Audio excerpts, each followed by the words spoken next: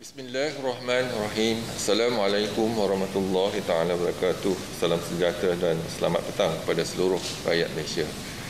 Bersama dengan saya petang ini ialah Datuk Dr. Rohaizat dan Dr. Hisham. Kementerian Kesihatan Malaysia ingin memaklumkan bahawa pada hari ini Malaysia mencatatkan bilangan kes pulih daripada jangkitan COVID-19 sebanyak 1,345 kes.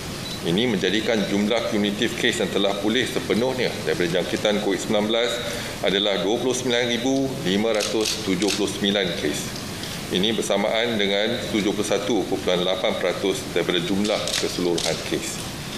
Pecahan kes yang sembuh adalah seperti berikut. Di negeri Sabah, 967 kes. Negeri Selangor, 235 kes. Di Negeri Sembilan, 63 kes. Wilayah Persekutuan Labuan, 48 kes. Pulau Pinang, 17 kes. Sarawak, 7 kes. Kedah, 2 kes. Perak, 2 kes. Melaka, 2 kes. Dan Kelantan, 2 kes. Secara keseluruhannya, sehingga 9 November 2020 jam 12 tengah hari, sebanyak 972 kes baru telah dilaporkan. Ini menjadikan jumlah kes positif COVID-19 di Malaysia adalah sebanyak 41,181 kes. Manakala jumlah kes aktif dengan boleh jangkitan COVID-19 adalah 11,308 kes. Untuk makluman, negeri Sabah mencatatkan sebanyak 370 kes pada hari ini, iaitu bersamaan dengan 38.1% daripada jumlah keseluruhan kes positif. Negeri-negeri di Lembah Kelang pula mencatatkan sebanyak 165 kes, iaitu 17% daripada jumlah keseluruhan kes. Sebanyak 14 kes, iaitu 1.4% yang dilaporkan pada hari ini adalah berkaitan dengan kluster-kluster di pusat tahanan sementara dan penjara. Ini melibatkan kluster pusat tahanan sementara Tawau 6 kes, kluster penjara Sandakan 4 kes, kluster penjara Kepayan 4 kes. Ingin dimaklumkan daripada 972 kes baru pada hari ini, terdapat 5 kes import yang mendapat jangkitan dari luar negara yang melibatkan 2 warga negara dan 3 bukan warga negara yang tiba dari negara Filipina 2 kes, Singapura 2 kes dan Nepal 1 kes. Perincian kes penularan COVID-19 dalam negara adalah seperti berikut. Di negeri Sabah, 370 kes telah dilaporkan pada hari ini, iaitu 120 kes daripada kluster sedia ada, termasuk 27 kes daripada kluster baru, iaitu kluster Nahaba dan kluster Numbak, dan 164 kes daripada saringan kontak rapat kes positif dan 86 kes daripada lain-lain saringan COVID-19. Di Negeri Sembilan pula, 260 kes telah dilaporkan pada hari ini, iaitu 247 kes daripada kluster sedia ada, 3 kes daripada saringan kontak rapat kes positif dan 10 kes daripada lain-lain saringan COVID-19. Di Negeri Selangor, 137 kes telah dilaporkan, iaitu 57 kes daripada kluster sedia ada, termasuk 1 kes daripada kluster baru, iaitu kluster Perigi. 36 kes daripada saringan kontak rapat kes positif dan 2 kes severe acute respiratory infection dan 42 kes daripada lain-lain saringan COVID-19. Di wilayah Persekutuan Labuan, 63 kes telah dikesan, iaitu 18 kes daripada kluster sedia ada, 30 kes daripada saringan kontak rapat kes positif dan 15 kes daripada lain-lain saringan. Di wilayah Persekutuan Kuala Lumpur, 20 kes telah dilaporkan, iaitu 14 kes daripada kluster sedia ada, termasuk 1 kes daripada kluster baru, iaitu kluster seri terapi. 4 kes daripada saringan kontak rapat kes positif dan 2 kes daripada lain-lain saringan. Di negeri Perak, 51 kes daripada kluster sedia ada telah dikesan. Di Pulau Pinang pula, 34 kes telah dilaporkan, iaitu 28 kes daripada kluster sedia ada dan 6 kes daripada saringan kontak rapat kes positif. Di negeri Kedah, 8 kes telah dikesan, iaitu 7 kes daripada kluster sedia ada dan 1 kes daripada saringan kontak rapat kes positif.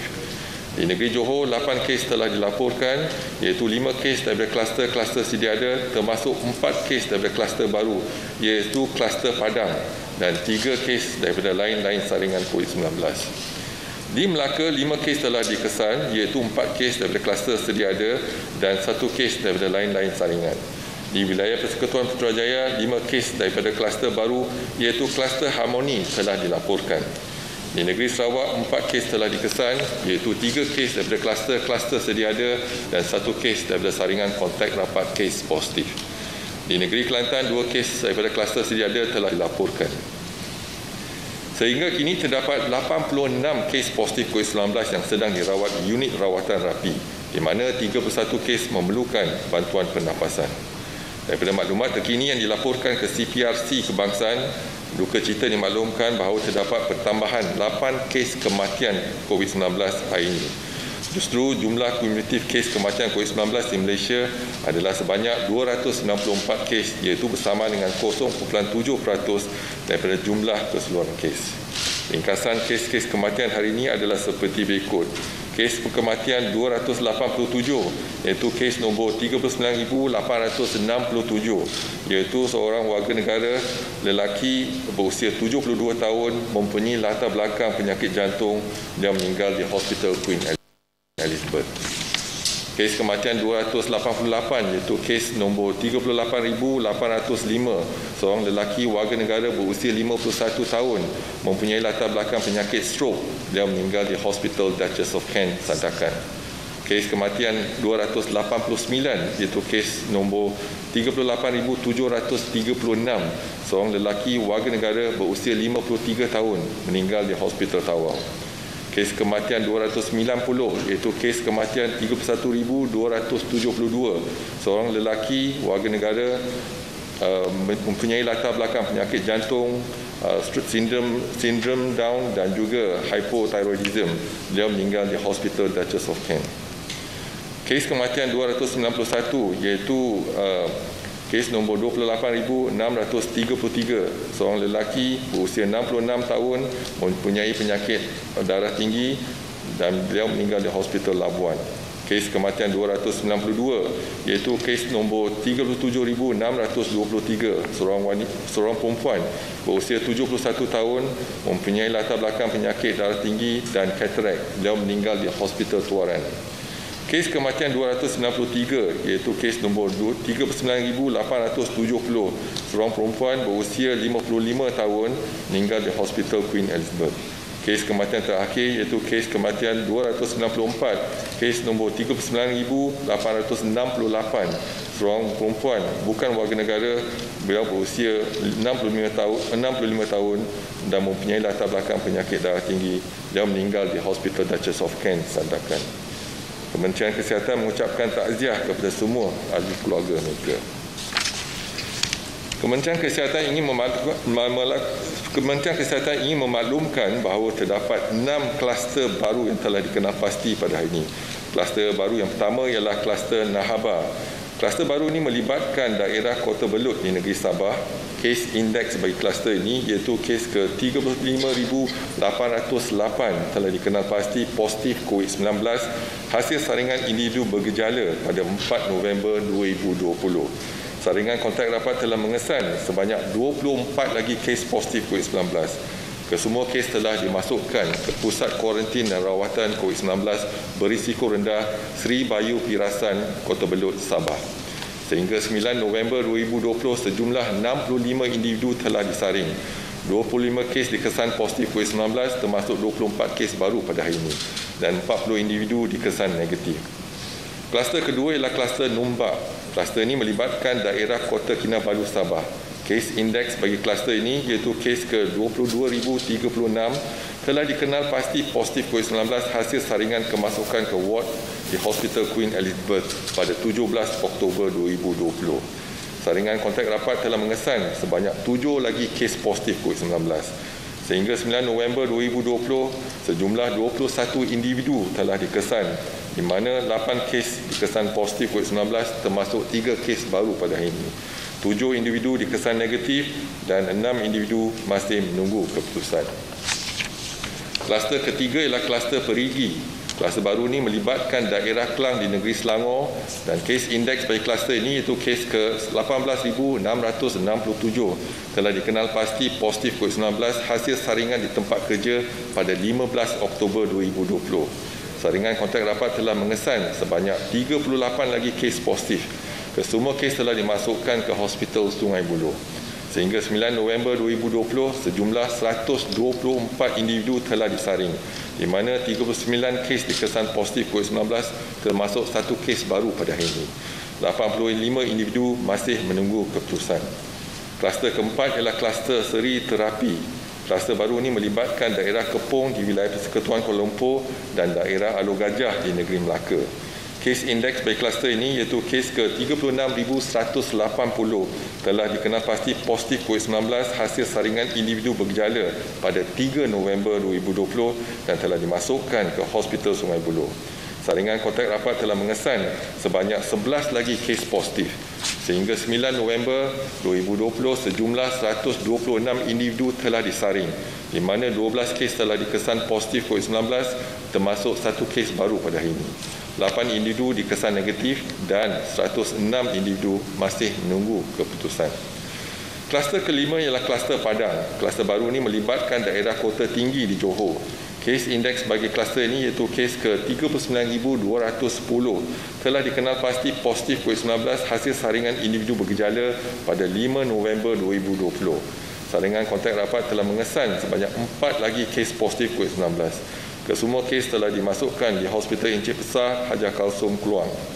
Sehingga 9 November 2020, sejumlah 338 individu telah disaring, di mana 5 kes dikesan positif COVID-19 termasuk 4 kes baru pada hari ini, 173 individu dikesan negatif dan 160 masih menunggu keputusan. Kluster terakhir ialah kluster Harmoni. Kluster baru ini melibatkan wilayah Persekutuan Putrajaya. Kes-kes bagi kluster ini telah dikenal pasti positif COVID-19 hasil saringan di tempat kerja pada 7 November 2020. Kesemua kes telah dimasukkan ke Hospital Sungai Buloh. Sehingga 9 November 2020, sejumlah 50 individu telah pun disaring, di mana 5 kes dikesan positif, 28 individu dikesan negatif dan 17 individu masih menunggu keputusan.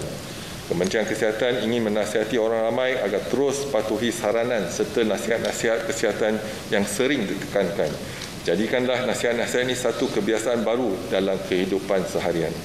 Elakkan 3S dan 3C, iaitu elakkan kawasan yang sesak, elakkan kawasan yang sempit, elak bersembang atau tutur dengan jarak yang dekat. Amalkan 3W, iaitu kerap mencuci tangan dengan air dan sabun, memakai alat penutup muka di tempat awam dan jika bergejala. Dan amaran daripada Kementerian Kesihatan yang lebih berkonsep peringatan seperti elakkan bersalaman dan bersentuhan, termasuk melagakan mana-mana bahagian tubuh badan sebagai menggantikan cara bersalaman. Amalkanlah etika batuk dan bersin yang betul. Dapatkan rawatan jika bergejala. Duduk di rumah dan elakkan aktiviti kunjung-mengunjung. Lakukanlah aktiviti disinfeksi dan pembersihan di kawasan yang kerap disentuh. Patuhilah kepada SOP sebagai norma baru, iaitu syarat-syarat seperti yang ditetapkan di bawah Perintah Kawalan Pergerakan. Orang yang berisiko tinggi seperti kanak-kanak, warga emas dan orang kurang upaya perlu dilindungi. Manakala individu tidak sihat dan bergejala, dikehendaki segera menjalani pemeriksaan kesihatan. Penjarakan fizikal sekurang-kurangnya 1 meter diamalkan pada setiap masa. Kementerian akan terus memantau perkembangan kejadian jangkitan dalam negara dan juga luar negara melalui maklumat yang diperolehi daripada pihak WHO. Orang ramai akan sentiasa dimaklumkan sebarang perkembangan terkini dan kementerian akan memastikan langkah pencegahan dan kawalan dilaksanakan secara berterusan. Ingin dimaklumkan kesiapsiagaan hospital di Kementerian Kesihatan Malaysia. Dengan bilangan kes COVID-19 seperti yang dijelaskan tadi, fasilitis Kementerian Kesihatan masih boleh menampung rawatan pesakit COVID-19. Sehingga 9 November 2020, terdapat 46 hospital yang dikhususkan untuk rawatan pesakit COVID-19, termasuk 2 hospital universiti dengan jumlah keseluruhan katil sebanyak 4,392 dengan kadar penggunaan 49%. Selain itu, Kementerian Kesihatan turut menyediakan 66 pusat kuarantin dan rawatan COVID-19 berisiko rendah di seluruh negara yang sedang beroperasi secara aktif dengan kapasiti katil sebanyak 13,776 dan kadar penggunaan hanya 32%.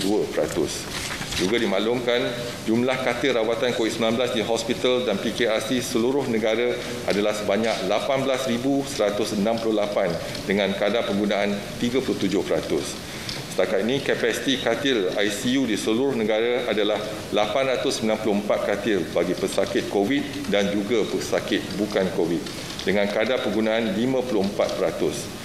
Daripada jumlah tersebut, sebanyak 500 katil ICU telah dikhususkan untuk merawat pesakit COVID-19 dengan kadar penggunaan 24%.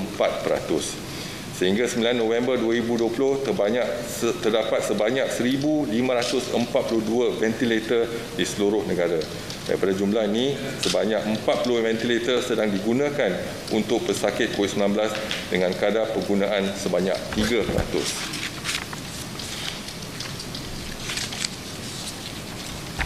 Seterusnya dimaklumkan iaitu ramalan kes COVID-19 dalam negara daripada 1 Oktober sehingga 14 November 2020.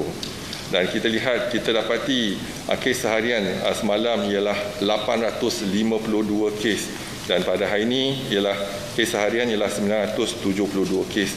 Dan kedua-dua kes semalam dan hari ini adalah di bawah unjuran kadar kebolehjangkitan R01. Jadi jelas kita perlu meningkatkan lagi dan memperkukuhkan lagi perintah kawalan pergerakan bersyarat untuk menurunkan kadar kebolehjangkitan di lapangan. Juga dimaklumkan kalau kita lihat pada hari ini 4 negeri di Lembah Kelang iaitu Selangor, Wilayah Persekutuan Kuala Lumpur, Putrajaya dan Negeri Sembilan mencatatkan kes sebanyak 425 iaitu lebih tinggi pada negeri Sabah iaitu 370 dan graf taburan kes COVID-19 di Selangor kita lihat ialah tidak tertumpu di satu-satu kawasan ataupun satu-satu daerah. Taburan kes adalah berselerak di Lembah Kelang. Jadi tindakan kita adalah untuk melaksanakan PKPB dan juga harus dipertingkatkan aktiviti-aktiviti tertumpu kalau kita dapat kenal pasti iaitu lokaliti ataupun kumpulan sasar yang terlibat. Dimaklumkan laporan penggembara dan pemasauting tetap Malaysia dan dikesan positif COVID-19 dan pulang dari luar negara dari 3 April hingga 9 November adalah sejumlah 1,231 kes. Pada hari ini ada pertambahan 5 kes import iaitu 1 kes pulang dari Nepal dan masing-masing 2 kes pulang dari Singapura dan juga Filipina. Setakat 9 November 2020, sebanyak 282 kluster telah dilaporkan dan 126 kluster telah pun tamat pemantauan dan pengawasan untuk tempoh 28 hari termasuk kluster pada hari ini iaitu kluster Bah Perdana yang melibatkan 9 kes positif COVID-19 dan tiada kes kematian. Seterusnya, laporan kluster COVID-19 yang aktif di Malaysia sehingga 9 November 2020 adalah sejumlah 156 kluster, termasuk 6 kluster baru pada hari ini. Dan kita mulakan dengan kluster pertama ialah kluster ceras di Seremban Negeri Sembilan. Ada pertambahan 130 kes menjadikan jumlah kes 250 dan individu yang disaring setakat ini 1,048. Kluster Kaya masih ada pertambahan kes iaitu 57 dan jumlah kes ialah 614 dan jumlah yang disaring 2,219. Kluster Rengas di Kuala Kangsar Perak ada pertambahan 50 kes menjadikan jumlah kes 101. Individu disaring setakat ini 320. Kluster Lengkok di Selangor dan Negeri Sembilan ada pertambahan 42 kes menjadikan jumlah kes 180. Individu disaring 653. Kluster Intan di Pulau Pinang dan Kedah ada pertambahan 27 kes menjadikan jumlah kes 62 dan individu disaring setakat ini 464. Kluster Sutra di Kota Kinabalu Sabah ada pertambahan 26 kes menjadikan jumlah kes 46, individu disaring 111.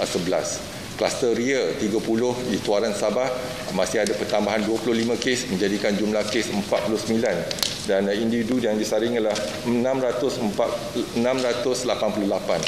Kluster baru Nahaba di Kota Kebelut Sabah ada pertambahan 24 kes menjadikan jumlah kes 25 dan individu disaring 65. Kluster Mapulut di Keningau, Sabah ada pertambahan 17 kes menjadikan jumlah kes 63, jumlah yang disaring 359.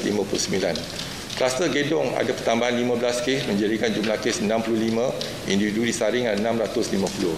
Kluster Hentian masih ada pertambahan 13 kes menjadikan jumlah kes 430 dan individu disaring ialah 2,254. Kluster Jernih di Seremban masih ada pertambahan 11 kes menjadikan jumlah kes 34, individu disaring 122.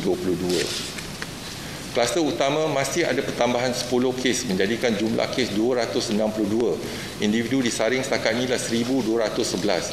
Kluster Sagu King di Labuan masih ada pertambahan 9 kes menjadikan jumlah kes 361, individu disaring ialah 3,539. Kluster Tapak Bena dan Mandela masih ada pertambahan 9 kes menjadikan jumlah kes 31, individu disaring dalam 420. Kluster Usaha masih ada pertambahan 7 kes menjadikan jumlah kes 175, individu disaring 217. Kluster Teratai masih ada pertambahan 7 kes, jumlah kes 83, individu disaring 111. Kluster Pusat Tahanan Sementara Tawau masih ada pertambahan 6 kes menjadikan jumlah kes 606, individu disaring 1,671. Kluster Mebuk masih ada pertambahan 6 kes menjadikan jumlah kes 34, individu disaring 765. Kluster baru iaitu di kluster Harmoni di Putrajaya ada pertambahan 5 kes menjadikan jumlah kes 5 dan individu disaring 50. Kluster Penjara Kepayang masih ada pertambahan 4 kes menjadikan jumlah kes 1,825. Individu disaring setakat ini 3,951. Kluster Penjara Sandakan masih ada pertambahan 4 kes menjadikan jumlah kes 425. Individu disaring 1,114. Kluster Bayan masih ada pertambahan 4 kes menjadikan jumlah kes 124. Individu disaring 2,345. Kluster Pematang ada pertambahan 4 kes menjadikan jumlah kes 46, individu disaring 1,315. Kluster baru semalam Berendam ada pertambahan 4 kes menjadikan jumlah kes 12, iaitu individu disaring adalah 1,961.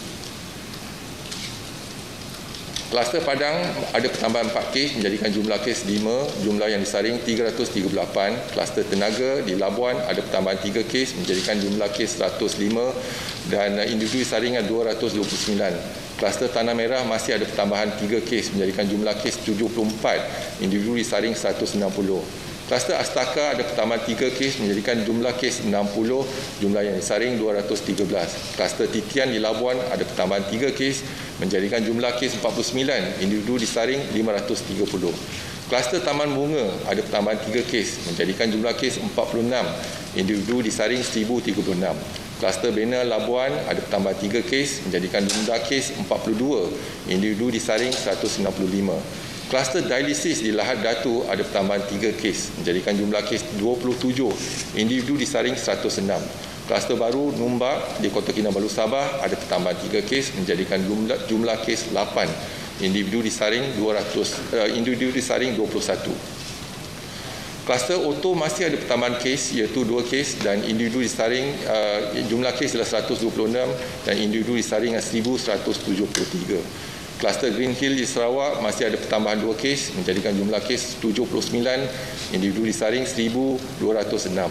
Kluster Ikhtisas masih ada pertambahan 2 kes menjadikan jumlah kes 24, individu disaring 362.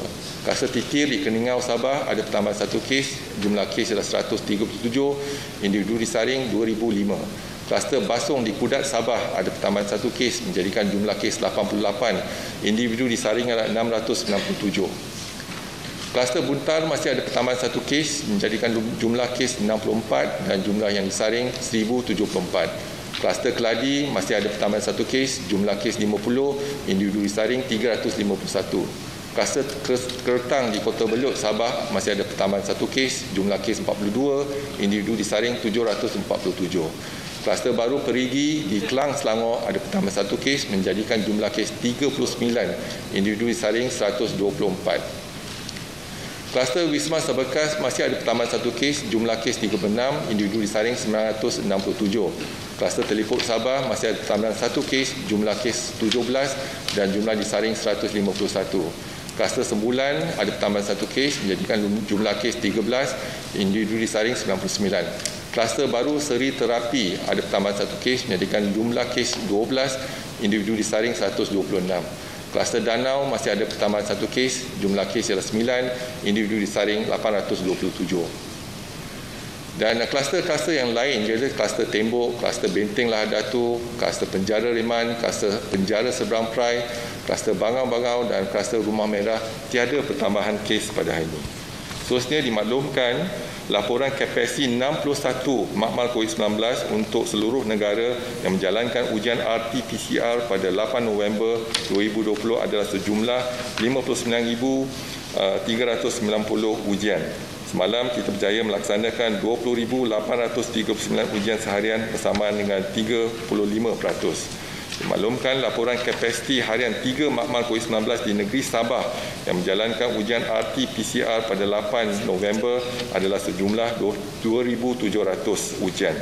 Semalam 1,388 ujian berjaya dijalankan iaitu bersama dengan 51%. Juga dimaklumkan jumlah keseluruhan sampel ujian RT-PCR yang dihantar ke Semenanjung Malaysia dari negeri Sabah adalah sebanyak 42,026 sampel ujian setakat ini. Dan juga dimaklumkan laporan jumlah kumulatif ujian RT-K antigen seluruh negara sehingga 8 November adalah sejumlah 414,865 ujian. Daripada jumlah tersebut, 7,719 ujian adalah positif COVID-19 bersamaan dengan 1.9%. Juga dimaklumkan laporan jumlah kumulatif ujian RT-K antigen di negeri Sabah sehingga 8 November 2020 adalah sejumlah 133,810 ujian. Daripada jumlah tersebut, 6,790 ujian adalah positif COVID-19 bersama dengan 5.1%. Pada 8 November sahaja, 3,083 ujian seharian telah dijalankan di negeri Sabah, iaitu 80 kes dikesan positif bersama dengan 2.6%. Jadi pada hari ini kita dapat rumuskan 972 kes telah dilaporkan dengan 8 kes kematian, 6 kluster baru dan 5 kes import dan 1 kluster telah ditamatkan. Saya buka kepada sebarang pertanyaan, dipersilakan.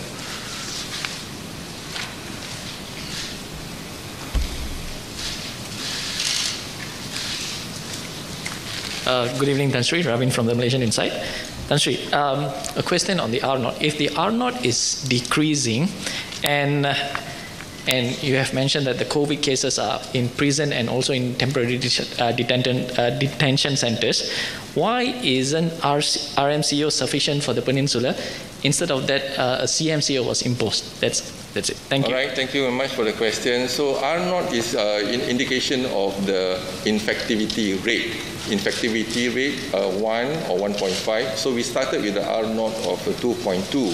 So the infectivity rate, not the numbers. The numbers can be 1,000, for example. But if 1,000 cases that you have, then if it's the R0 of 2, then it will be the next cycle will infect another 2,000 people. So this is how the infectivity rate. So what we have seen is with implementation of CMCO, we managed to bring down the R0 from 2.2 to 1.5, and then now it's less than 1. So if you look into the graph yesterday and today, almost about 0.95 or 96. So what we have done is actually bring down the infectivity, but we still have to increase our activities at the ground level, basically the public health intervention, and take all the precautionary measures for surveillance and etc. So we hope that we can bring it down to 0.6 or 0.5, which means if 1,000 people are infected, then the next cycle probably is 0.5 will be 500. Then 500 will continue 0.5 with 250, and then you can see a downward trend.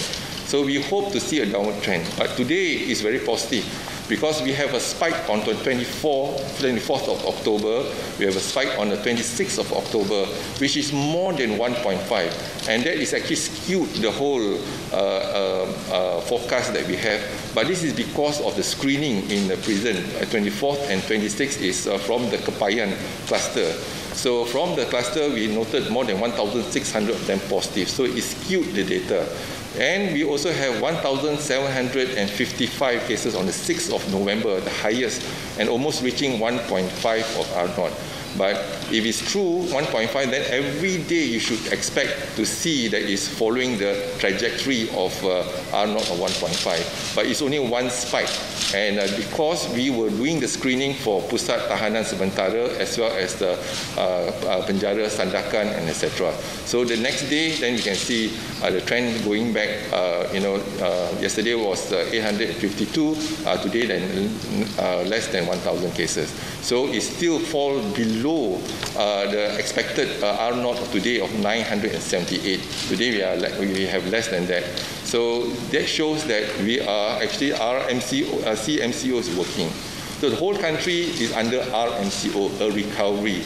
So we have to look into the data. This is the data that offhand, but we are also doing the risk assessment in the district, risk assessment in the state, and just for example, when we started our CMCO in Selangor, there was a lot of objection. Why do it in Selangor? Because the R0 was high, and because of the density of the population and mobility of the population, so we implement it proactive and preemptive in terms of implementation of CMCO in Klang Valley. So there was a lot of objection initially. But today you see, because of the prediction that we have and the forecast that we have, so today 6 districts are already in a red zone. And we are talking about more than 100 cases. And another 2 districts probably will be red zone soon. But we are seeing the trend now mainly is south of Selangor and the border with Negeri Sembilan. Today, Negeri Sembilan has one highest, about 260 cases because of the cluster that we identified, about 5 cluster, active cluster in that area, involving, for example, cluster Kaya, cluster Jaya, and a few clusters that have been identified in that region. So now the activity that we have, apart from we have CMCO in a state, we are also looking into locality and even a cluster. If we can identify certain cluster, we will target a certain cluster in terms of active case detection, as well as with TEMCO, the suspected locality. And like before, in the second wave, you will screen everyone there. But today, the virus is already in the community. Unlike in second wave, the focus is mainly on certain locality. For example, we do have Kampung Baru, we do have Pasar Borong, so we can focus in that region. If you see this map, it's actually the distribution is wide, and which means that the cases are already in the community. So that's the reason why the implementation of CMCO, and we have to strike the right balance between economy and health. And we need to strike the right balance between life and livelihood. So the best approach is still using a CMCO instead of MCO. If MCO, we only allow essential services, not the economy even. But today we allow the economy sector, but we try to cushion the economy as well as we increase our activities, intervention, public health intervention activities. Mainly we want to restrict the social, the movement, because in Klang Valley, the density and the mobility of the population. So now, for example, moving from one district to another, there's a risk of infection towards one district. Give you an example of a cluster Utama. There's one staff working in cluster Utama, but it goes back to Melaka. So the infection been brought back to Melaka, and they can see it. So we want to limit the cross-border, cross-state, and even cross-district. So this is our approach, and hopefully the green states, for example, Perlis, Kelantan, and Pahang, we need to protect the state. Likewise, in Sarawak, Kuching is a PKPB in that region, but we need to protect the green area. So there is actually a limit in terms of restriction for inter-district travel. So I think we have to look into all strategies, and we are not looking into the current cases, but we also look into the risk assessment of certain states. So we realize that we do not need to wait until all the zone become red, then only we take action. That's too late. So we need to look into all the risk factors, doubling time in terms of our facilities, in terms of infectivity, and etc. So then we come up with a suggestion. We look into Penang, for example. So now the virus is really in community, they're infecting, for example, the factory. infecting the private hospital, infecting the school, infecting the offices, and etc. So now we need to relook back again our strategy, so that's the reason why we need to enhance the CMCO and to limit the social activities. Any amplifying gathering, there's a risk of transmission of the infection. So we need to advise the public to stay at home. And if you need to, attend to urgent matters, make sure you comply to the SOP. So if we all stay at home, then we can break the transmission of the COVID-19 in the community. So the duration is basically 2 weeks. If you have 2 weeks of incubation period and then there's no transmission, then the virus, we can actually contain the virus. So I think that is our strategy. That's the reason why we suggested CMCO instead of MCO. So I hope that is clear, and we are based on risk assessment, not based on the current cases as well. So we look into certain risks that the transmission can actually occur, and we try to avoid exponential surge of cases in certain areas. Tan Sri mohon daripada RTM. Tan Sri, saya ada dua soalan. Pertama, Kementerian Kesihatan telah meminta pihak media supaya yang membuat liputan di Parlimen supaya membuat swab test 2 minggu sekali. Tetapi bagaimana dengan pihak media yang tidak membuat liputan di Parlimen? Kerana mereka juga pergi ke PCMKN, termasuk PC Kementerian Kesihatan, membuat liputan di luar yang kemungkinan memberikan risiko kepada mereka. Apakah KKM sarankan supaya semua media melaksanakan swab test dan pihak majikan media tersebut yang menguruskan swab test itu? Baik, yang kedua, sedia maklum Sabtu ini adalah sambutan Hari Deepawali, dan selepas pengumuman pelanjutan PKPB berlaku kesesakan di lokasi-lokasi tumpuan masyarakat India untuk membeli barangan persiapan seperti briefings dan kelang. Dan ia mungkin antara dua faktor. Pertama, panic buying, dan kedua adalah tempoh masa kedai beroperasi sehingga jam 10 malam dan mereka perlu membeli pada tempoh masa itu. Jadi apakah saranan KKM kepada mereka kerana mungkin wujudnya kluster Deepawali? Okey, terima kasih atas dua soalan tersebut. Jadi kita lihat kepada sekarang ni pelaksanaan CMCO. Jadi bila kita melaksanakan CMCO, rumah kedai dan sektor ekonomi masih terbuka. Jadi kalau kedai masih buka, jadi tak perlu kita panic buying dan sebagainya. Jadi kita galakkan kalau kita melaksanakan panic buying, jadi kesesakan dalam supermarket tersebut, jadi kebolehjangkitan tu boleh berlaku kalau ada kes positif contohnya, tapi kedai tetap akan buka, bukan kedai akan tutup. Jadi kita tak melaksanakan aktiviti contohnya MCO ataupun PKP. Kita melaksanakan aktiviti PKPB bersyarat untuk memberi laluan kepada sektor ekonomi untuk berfungsi. Yang apa yang kita nak laksanakan ialah kita kena hadkan, bataskan, iaitu pergerakan, iaitu sosial pergerakan, dan juga kalau ada perhimpunan, contoh perhimpunan perkahwinan dan sebagainya boleh ditangguhkan, dan juga di sektor pembelajaran dan juga sektor sukan. Untuk tempoh walaupun kita jangkakan 4 minggu, kalau kita dapat ratakan ataupun landaikan lengkok tersebut, kita mungkin 2 minggu kita akan tamatkan. Jadi sekarang ni jangkaan ialah 4 minggu. Tapi kita lihat sekarang ni negeri Sabah contohnya, kes semakin berkurangan dah. Hari ini baru 370 kes dibandingkan semalam.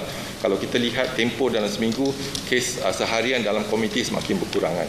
Jadi sekarang kita menasihatkan kepada mereka yang merayakan Deepawali supaya tidak adakan panic buying, dan kedai masih terbuka dan kita kena rancangkan iaitu pembelian kita dan sebagainya. Yang itu yang pertama. Yang kedua, memang kalau virus sudah ada dalam komuniti kita, kalau kita keluar ke komuniti, ada risiko dijangkiti. Kalau tak ada risiko, duduk di rumah tak ada risiko, kurang risiko. Tapi bila ada risiko, kalau ada perhimpunan, jadi risiko tu tetap ada.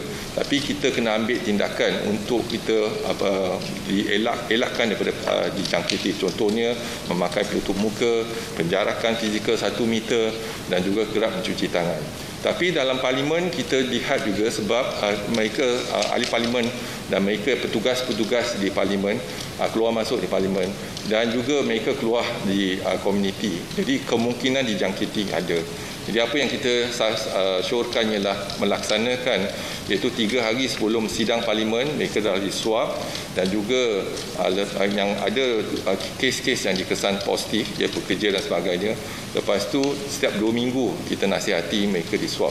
Dan inilah cara kita nak mencegah dan pertingkatkan supaya kita dapat elakkan ahli parlimen, petugas parlimen dijangkiti. Jadi kita kena lihat bagaimana kita boleh pertingkatkan dan kukuhkan kawalan kita dan juga elakkan ahli parlimen ataupun petugas parlimen dijangkiti.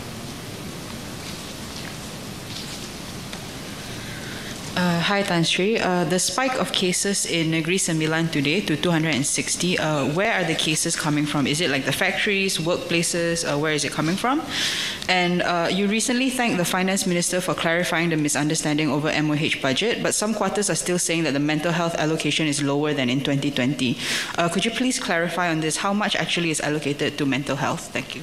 When we look into the Negeri Sembilan, so the cases we do have 6 active cluster, and you can see cluster Kaya, for example, cluster Lengkok, and then a cluster Jaya.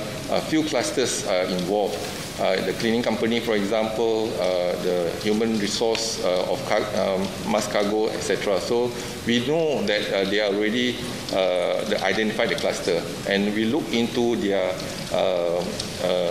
accommodation. So now we have actually done a TEMCO in certain area, and then we swap them, and then we hope to screen them. So activities, public health activities in Negeri Sembilan has been taken place.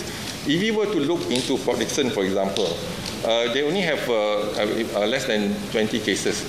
But we already look into the Mukim Jimah, for example, because most of the workers are still in that Mukim. Although the cases have not spread, but the activities already been put in place. So this is a proactive management in terms of looking into the risk.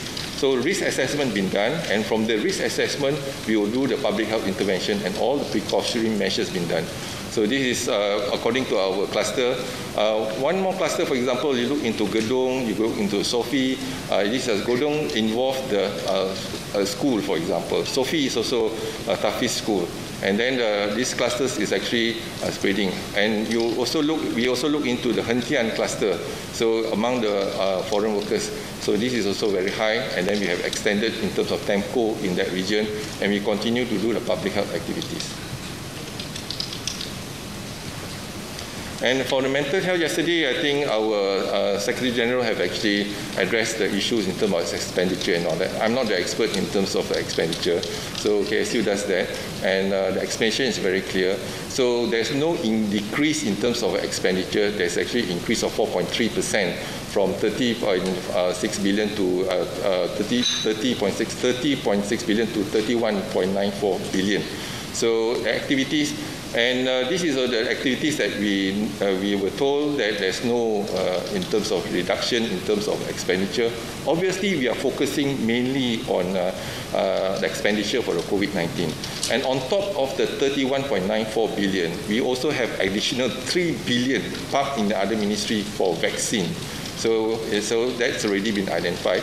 So our activity for next couple of months will focus on the COVID-19 and infectious diseases.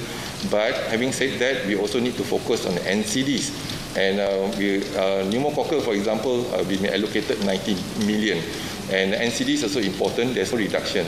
But hopefully, if there's a need for us to look into the budget, there will midterm review. Probably we can seek for additional funding from Ministry of Finance.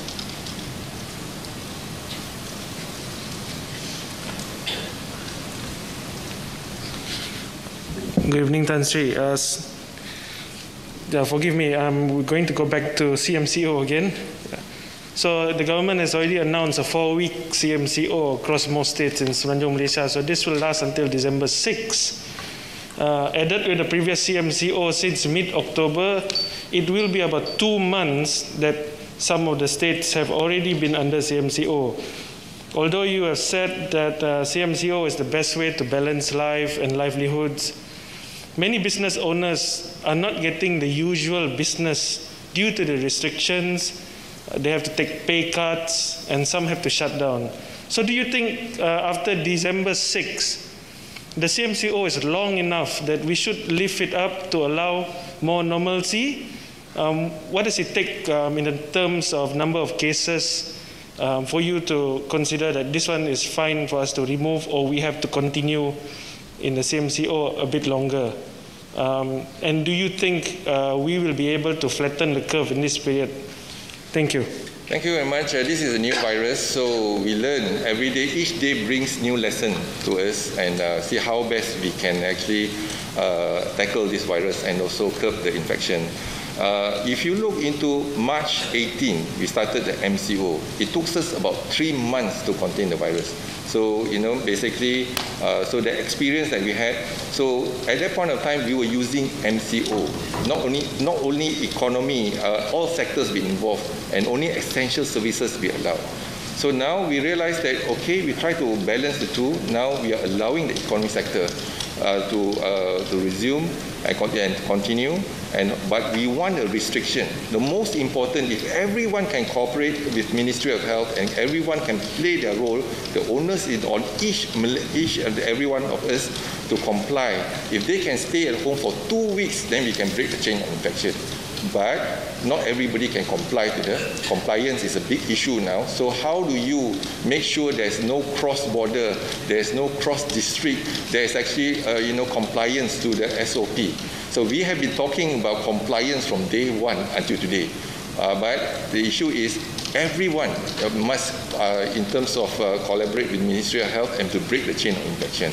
So we are using this CMCO. Now we are probably about 2 or 3 weeks implementation of CMCO. So we are looking into it. Now we have seen positive signs, like for example, the R0 from 2.2, the infectivity rate is really going down. So now we need to make sure that we can contain the infection. Basically, if we can actually break the chain of infection, then it will reduce further. So that's our strategy, but we hope that by limitation of the movement from one zone to another, for example, red zone to a green zone, or from one district to another, or from one state to another, then perhaps that's the best way to actually to contain. As long as there's a movement, there's exposure in the public to a gathering, for example, amplifying gathering, there's a risk of to get the infection. The virus is already in the community. So once the virus is already in community, we have to take all the precaution. There will be no normalcy back to normal. It's not. So that's why this is a new norm, because the virus is already community. So we need to live with the virus. We need to adapt to this new environment to survive in terms of the practice and to prevent from the infection, from infected. So I think today, although the projection of the CMCO is for 4 weeks, but if we manage to flatten the curve, then it will be earlier that we go back to RMCO. That means you still have to comply to the SOP, and then we allow normal activity to resume back at that point of time. Until probably we have a solution in terms of either we hope the best that the virus mutate to a weaker form, for example. But we also worry if the virus mutate to a more aggressive, in terms of more infective and more aggressive. Obviously, the hope, and we get a vaccine. And we have the government have a Ministry of Finance already allocated 3 billion ringgit for the vaccine. So, but today we do not have the vaccine yet. So we hopefully in time we will have the vaccine for the solution. But in the meantime, we only have the public health intervention, and if Ministry of Health and the government cannot contain the infection if without the cooperation and collaboration from the public. So if every one of us can comply, and rest assured, we can actually bring down the curve. So we have done it before. In March 18, we started with the MCO, then we continued with the RMCO, then from the RMCO, we managed to flatten the curve to double digit, and then eventually to single digit, and we have 3 days of 0 cases. And everything was well contained in terms of managed. until September 20th, and when the PRN election came in, the compliance was the issue, and we see that the flare up the infection in our community. So I think this is the lesson learned, and we hope that we can prevent a next election, because this is not the time for election, whether for PRK or even PRN or even the PRU. So the timing is just not right.